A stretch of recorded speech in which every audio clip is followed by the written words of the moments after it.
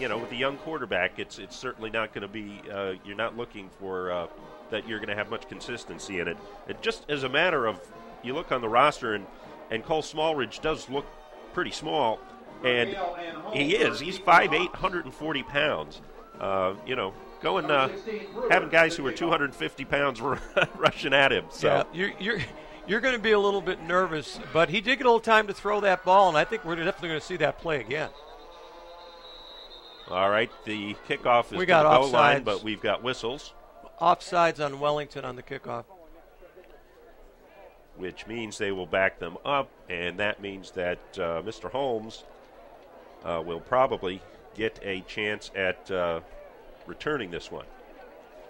Well, that's just inexcusable to me. That's just, you can see the ball, you know where the kicker is, you've done this 100 times, and you just can't be offsides. Now you give a definite chance for Seminole Ridge to return it with the good running back there. He does have breakaway speed. He has scored on some very long runs this season, and as we said, is approaching 1,000 yards for the season in this his 9th game. So he's going to get 100 yards. You can pretty much count on it every week. All right, here's the kick now, and it's a low liner. This one is deep, and this one might not be returned. Wow. He got his foot into that. He really did, and he lined it down there with the help of the wind. That was a terrific kick there by Nick Brewer, and that really might have saved Wellington. So Brewer's coming up big. The kicking game and the defense coming up big right now for Wellington as they take on a very potent team, the 7-1 Hawks. Absolutely. We were really kind of a little bit disappointed when we heard that Vandecourt came up with the injury. But I'm excited about the fact that so far, anyway, Wellington's staying right with them. All right, on first down, they're going to test the right side of Wellington's defense, and powering ahead for a gain of looks like close to 4 yards is Holmes. Yeah, simple off-tackle play. If I'm just totally off base here, I don't think you're going to see the ball in the air until the sides change and they have the wind. And usually, and with both of these teams, they'll throw the ball when they see someone falling asleep in the secondary and they think that they can get a man wide open. Absolutely. All right, taking the snap and the give to the right side this time, and going for another 4 or 5 yards is Gary Holmes. And we're going to be repeating this quite a bit tonight. Exactly, but you made a great point, but with the kicking game, you have to make them go the length of the field. And the odds are, unless you get a big run, Dan, you're not going to go 80 yards in high school football without committing a penalty or fumbling the ball. So they may prove me wrong, but I think it's the smart way to go here. All right, here we go. 1st and 10. The give to the right side. This time it is not Mr. Holmes. I think it was, could be the fullback. That's number 31, and that is Andrew Perkins. Yeah, Perkins run off tackle once again. I'm watching their offensive line, and they're firing off the ball pretty good. They've got a couple of really, really outstanding tackles, and the one kid is one of the strongest young men I've ever seen in my life. That is correct. The two tackles are both 260 pounds. Now there's a pass that is picked off in the secondary, and returning it, another huge play by Wellington's defense as number 47, Mike Perez, comes up with the interception. 2 series, 2 turnovers, and this is a team that all season long has not been turning the ball over. Yeah, unbelievable. And what did you say before the game started? You still got to play the games? Well, that just shocked me that they threw the ball against the wind when they're just running and pounding it for first downs. Your first 2 carries, they should come right back. Your first 2 carries go 5 yards a pop, and then you're throwing the ball like that. Yeah, they should come right back and throw the ball right here. All right, Cole Smallridge, the freshman quarterback, he's going to give it up right side, and he's got a hole. And his fullback right there, number 36, Andy LeMay, with almost enough for a first down. It's going to be close. I think what Coach Tom Abel, the offensive coordinator, did, I think he changed the blocking scheme during the time the offense was over here, because they blocked that a little bit differently than they did the first time, and they got the big play. And that is excellent block by number 72. That would be Austin Peebler, another Division I prospect. And he's not easy to bring down there either. Some great effort by the fullback. So we have a 2nd and short now. Wellington in Seminole Ridge territory. Got a man in motion. Give over the left side once again to the fullback, and he's going to be stacked up. But he's, depending on the spot there, he just might have the first down there. They may have to measure this one. Yeah, it's going to be close. He didn't get a very good spot.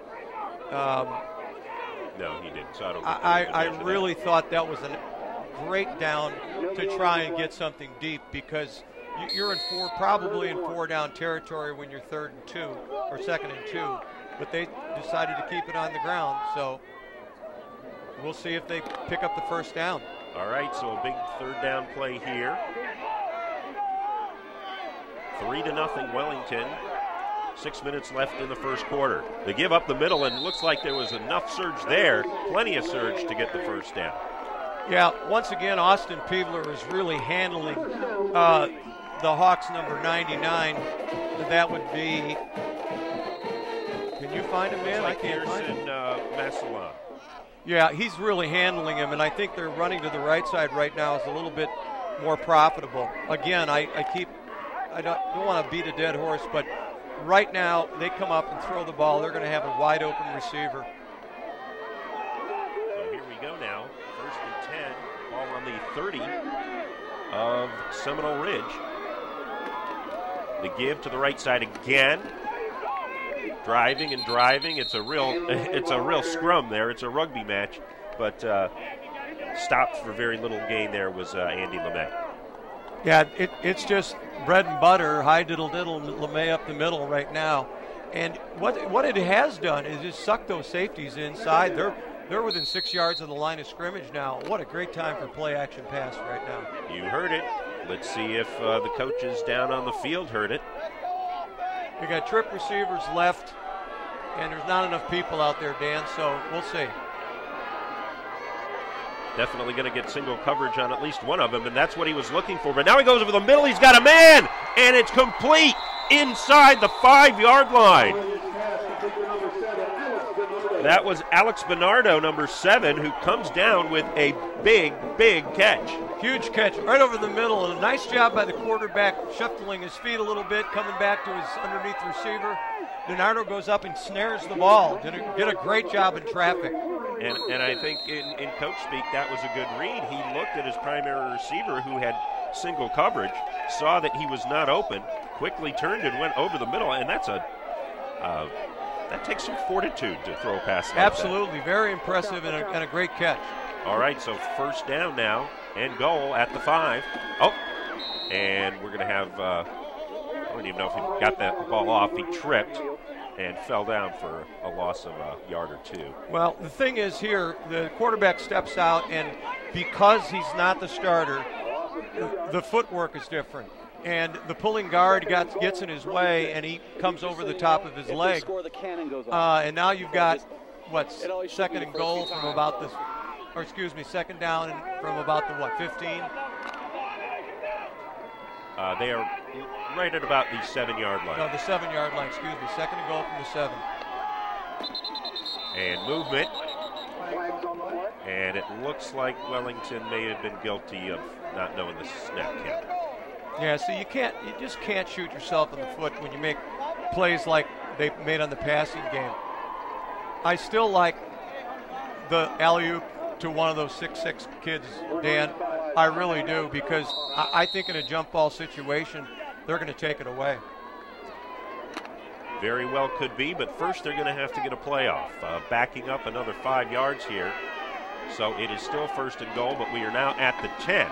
The give is going to be up the middle. There's a pretty good surge by the line, but it's going to be a short gain and get it maybe back about to the 7-yard line.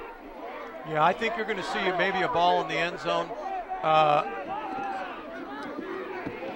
We're looking at the wide receivers coming back in the game, so I expect to see some kind of open formation. It'll be interesting to see which side of the field they go to, Dan. They got the wide side on the left. And they've also got number 44 in there, Chris Thomas, who is a linebacker for Wellington. Now the Seminole Ridge has switched corners and put the taller kid on Kirby. A good defensive move by Seminole Ridge. And they're not going to go after him. Instead, the give is going to be around the right side to Thomas, who I had mentioned plays mostly defense. He gets very close to the goal line, but does not quite get there. No, great run by Chris. That was a little almost Statue of Liberty play, Dan. They came out and ran a little isolation play to the right and then handed it back to the number 44 Thomas, who made a nice little run. And it looked like Ridge had picked him up and was about to stop him right there at the line, but he made some good effort and fought down to the one. So now Nick Brewer is going to try his second field goal attempt of the night. The first one from 43 yards was good. High snap, and it is bobbled, and that scoring threat ends, unfortunately, for Wellington. That's just disheartening. I lay the blame on the offense totally on that. The calls weren't there. They made the one good catch, and that should lighten you up. You should be just able to push the ball in the end zone.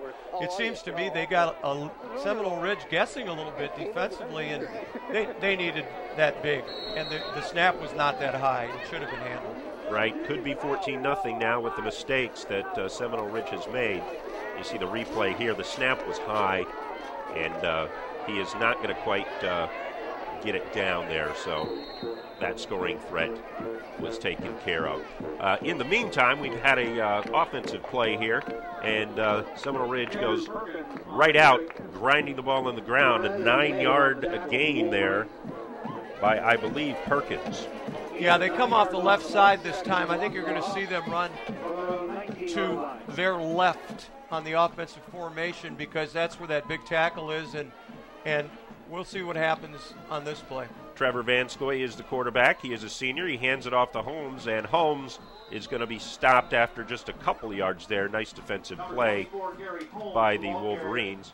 Excellent defensive play by either the outside linebacker or the defensive end who stayed home on the crisscross. And that's the way you defend it. You just have to stay home and wait for it to come to you. He makes the tackle. So limiting them to a short game, albeit a first down. And I would think with an offense like this that Seminole Ridge runs, you have to be disciplined because there are so many fakes involved that you've got to know who's got the ball. There'll be three backs in the backfield. That's a great point, Dan. You have to really play isolation football and do your assignment. This is a draw up the middle, and he has got some room. That was 31 there, Andrew Perkins, and that's a pretty good gain. Give him about 6 on that, so that'll bring it to second and 4. What we're seeing is them grinding it out, but so far, Dan, they haven't really popped one, and Wellington is tackling well.